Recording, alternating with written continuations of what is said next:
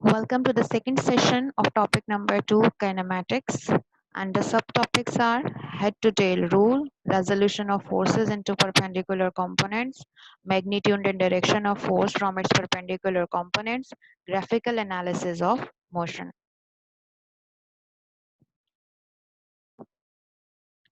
We can add two or three vectors by head to tail rule. First, we should know that this part, the arrowhead shows the head of a vector and this part is called the tail of the vector. We have vector A, this is the head and this side is the tail. Same in vector B, head of the vector and tail of the vector. Now, how we can add both the vectors, vector A and B? Our task is to add A plus B, vector A plus vector B. First take vector A, then join tail of the vector B with the head of the vector A.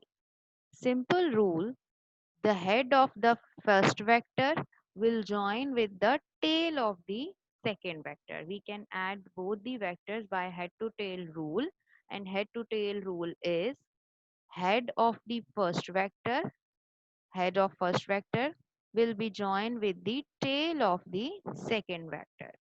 And this one is the resultant A plus B. Another example, we have two force vectors F1 and F2. So head of the first vector F1 joins with the tail of the second vector, and this F is the resultant F is equals to F1 plus F2. In the same manner, we again add the vector A plus B, head of the first vector join with the tail of the second vector, and this one is the resultant A plus B. Second topic is resolution of vector. Resolution means splitting of a vector into its components. Splitting of a vector into its components with respect to a particular coordinate system is called the resolution of a vector. Resolution means resolved or splitting of something. So resolution of vector means splitting of a vector into its components.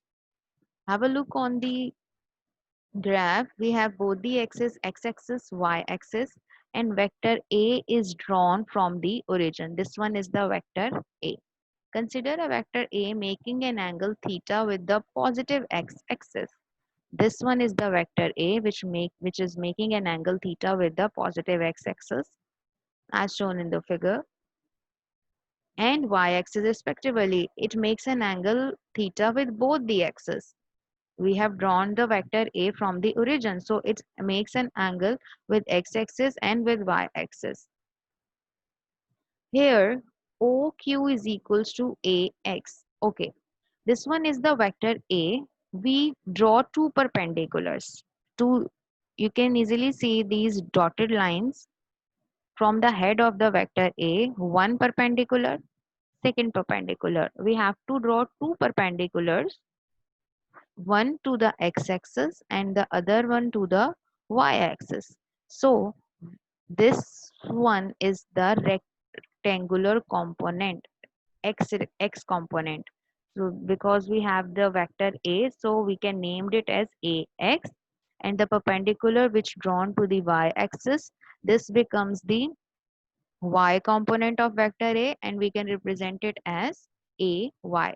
So we resolve this vector A into two components, one AX, other one is AY, into x component and into y component. And the simple way is this: to draw a perpendicular. Draw a perpendicular to the x-axis, draw perpendicular to the y-axis. It splits the vector into two components. This vector is being splitted into two components, AX and AY. Now we named this point as Q and this point as S, and this O is the origin, and head of the vector is represented by a point P. Here OQ is equals to OQ is equals to AX, which is called the x component of vector A. OS is equals to AI, which is the y component of vector A. Now, the magnitude of these components can be determined as follow.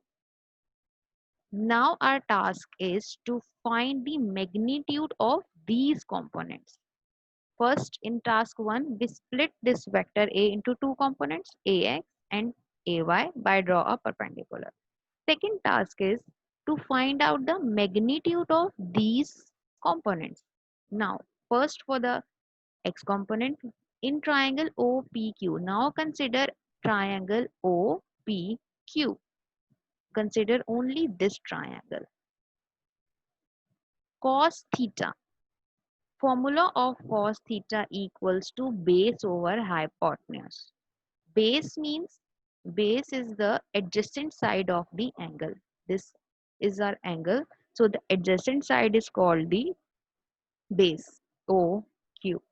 Hypotenuse.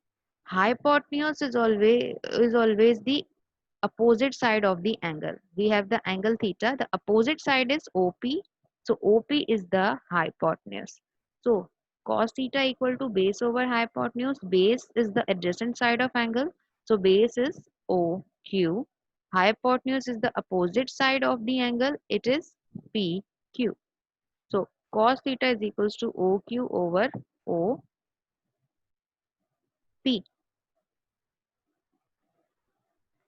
Base adjacent side OQ, hypotenuse angle opposite side of angle, which is OP. This one is the hypotenuse, this one is the base. So cos theta is equals to AX. Why AX? OQ is equals to AX and OP is equals to A. This side OP, this one is the hypotenuse because it is opposite to the angle, and this one is the base because it is adjacent side of the angle. So cos theta is equals to AX over A. By simplifying it, AX is the magnitude of the component of the X component. So AX is equals to A cos theta. A is dividing on this side, so on the other side it will be multiplied. So AX is equals to A cos theta. In the same manner, for the magnitude of Y component, now consider angle OPQ. OPQ. Same angle. Formula of sine theta is equals to perpendicular over hypotenuse. So perpendicular is OQ. Okay, perpendicular side is which makes an angle of 90 degree. So this side is making an angle of 90 degrees. So perpendicular is OQ, which is represented by the AX. OQ equal to AX over hypotenuse. Hypotenuse is OP, opposite of the angle. This is the angle, so opposite is OP. So hypotenuse is A. So this becomes AY is equals to A sine theta. So since AX and AY form two sides of a rectangle, therefore they are called the rectangular components. We can also term them as perpendicular components or rectangular components. And the magnitude of AX is A cos theta and magnitude of AY is A sine theta. Okay, now our task is to find the magnitude and direction of a vector. Suppose the rectangular component AX and AI of a vector A are represented by lines these same as we did before. The new thing is to obtain the magnitude of A. We have to uh, follow the Pythagoras theorem. Pythagoras theorem is hypotenuse square equal to perpendicular square plus base square. We know that hypotenuse is this side A square equal to base AX square. This one is side is the base plus perpendicular side. Perpendicular is AY. So AY square. So it becomes A square is equals to AX square plus AY square. Whenever we have to remove the square, it will become the square root on the other side. So the magnitude of A becomes under root AX square plus AY square. The direction of A is determined by the angle which is line OP.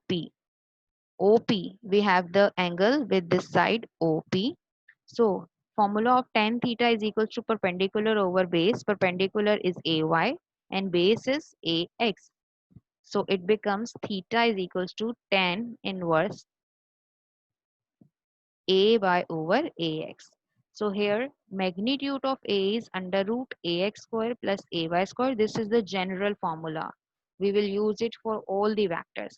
And the direction can be represented by a theta angle, which is tan inverse ay over ax. Graphing changes in motion.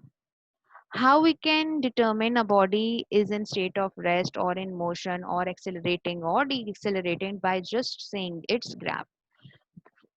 Have a look on a graph number 1. It is a distance time graph and it is the straight line. Straight line means distance is not changing. It means body is not moving. So by saying this graph, we can simply say that the body is in the state of rest because it covers the same distance. Distance is not changing. So the body, the straight line shows that the body is in state of rest. Same with the speed time graphs. Speed is not changing. It means the body is moving with the constant speed. If it shows the curve, then it shows that the speed is changing. But in this case, speed is not changing. Again, constant speed accelerating. Like why body is accelerating? Because in this graph, speed is changing with time. Speed is changes with time. In this graph, speed is not changing. So that's why constant speed. Speed is changing. That's why a body is accelerating. Same happened to this. And in this case, body is decelerating.